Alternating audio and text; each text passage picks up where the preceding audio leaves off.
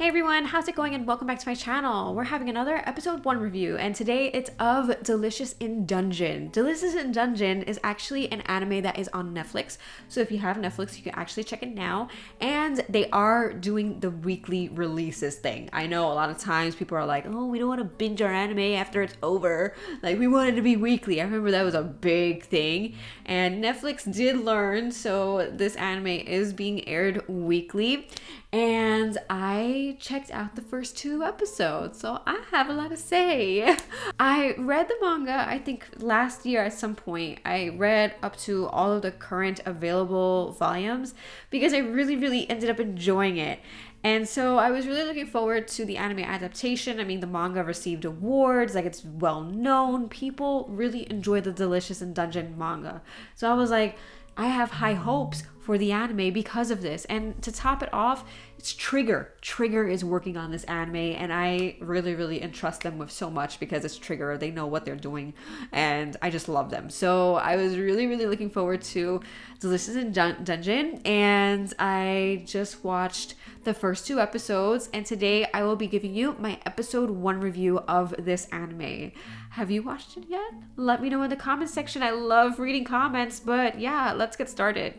So, Delicious in Dungeon is a really interesting anime. It takes a premise of like going into dungeons and fighting monsters and adds the concept of food in it. So it's like, you know, sometimes that question pops up when people are talking about series like this or even like games that have things like, oh, you're, you know, fighting monsters a lot, but what are you doing for food? And that's what Delicious in Dungeon is all about. It's about these characters that, you know, they end up not having any money and they're like, what are we going to do for food? And they're starving.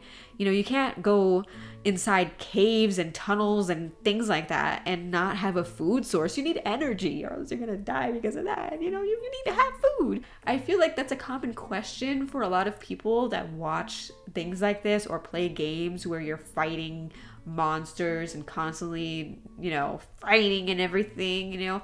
You need the energy to do so. And that's what Delicious in Dungeon is really about. You have these, you know, these characters who all work together and they all have their perks. They all have like something to them that helps them contribute to the group. Whether it's Laios, I cannot say this dude's name for the life of me. I'm sorry, bad name pronunciations. And also Marcel, the elf. And even, what's this kid's name? Chippy. I don't know. I'm forgetting this kid's name right now, but even he is good at like, you know, opening doors and, you know, picking locks and things like that. And, you know, we have these characters who all have something that they could contribute to the group. And I think that's what makes Delicious in Dungeon shine, is that everyone has like their perk. Everyone has their thing that they do. And so, you know, you'll find a character that you love because everyone is different and everyone has their own advantage. Everyone has their own thing to them. And I like that. I thought that was really nice. Delicious in Dungeon is an anime that is mostly like episodic, I would have to say, though. It's about, I mean, it kind of is and it's kind of not. I mean, we have Laios who wants to go slay that red dragon, which is on the top of the food chain, and it's going to take a lot of tries to get up there. But aside from that, like story, it's going to be mostly like episodic. Every time, okay, we find this monster, trying to make food, blah, blah, blah, and it's trying to survive. So it's like, I like Delicious in Dungeon, and I really enjoyed the manga. I can't wait to see more of this anime adaptation. Marcel is very funny. She's an elf who's like, I'm not eating monsters. I'm not doing that. We just killed that. Why are we going to eat it? But, you know, it's interesting because when you think about it, it's like, if you're killing these creatures, why not eat them? You're killing them. It's like, you know, you might as well eat them, you know, have some food. If you have no money, especially, rely on the things that you kill in the cave and eat off of those things, even though you might find it to be disgusting. I understand her concern, but at the same time, they have a point. Like, why not? You're just slaying all these monsters and that's it? Like, to go through, to proceed with your mission or whatever? No, and put them to good use. Eat them too, you know? So I feel like this anime addresses a long time question of many people of what do these characters do for food? Like, You know, whenever you see like isekai or fantasy anime, you know, you might have like an episode or two where they go to like a pub or something and they eat food, but then that's all you ever see them eat. Well, now, you know, this anime, Delicious in Dungeon, you see them eat in the dungeons and you see how they can utilize the resources that they have in the dungeon, even though they might not be very eager to do so at first, but they learn how to overcome this reluctance and learn that dungeon food is just as good. Some of the food looks good, I've gotta admit. Like, I don't know, I don't know if I'd eat it, but you know, some of it looks tasty though. I appreciate the fact that they are taking, you know, unconventional materials and turning it into something gourmet, I guess you could say, something that people can still enjoy. And I really like Delicious in Dungeon. It's not something that has an overly complicated story, nothing like that whatsoever. So if you're looking for like a more narrative driven anime, this probably isn't for you.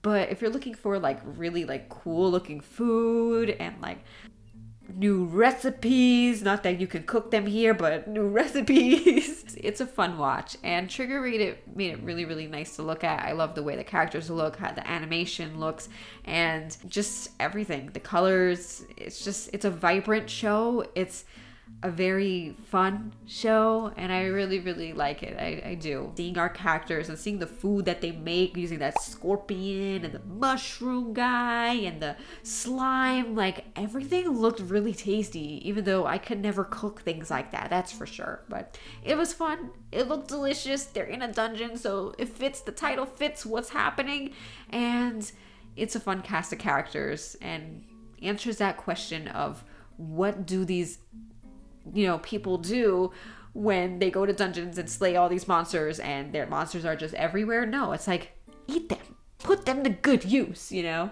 And I like it. I personally really enjoyed it. So if you like food-based anime, you might really, really enjoy this. If you haven't heard of it already, or if you haven't watched it already, you might enjoy this. But if you're looking for a more story-driven, like strong storyline kind of show, then maybe this isn't for you. But if you're looking for something that has good-looking food, funny interactions between the characters, great animation, things like that, Delicious in Dungeon is there for you on Netflix. But anyway, thank you all for watching my episode 1 review. I really, really can't wait to continue more Delicious in Dungeon. If you liked this video and if you like episode 1 reviews, feel free to comment below. If you want me to check out a specific anime, I may just do that. And yeah, I'm just really, really thankful. So please like, share, or subscribe if you haven't already. And I will see you all next time. Bye.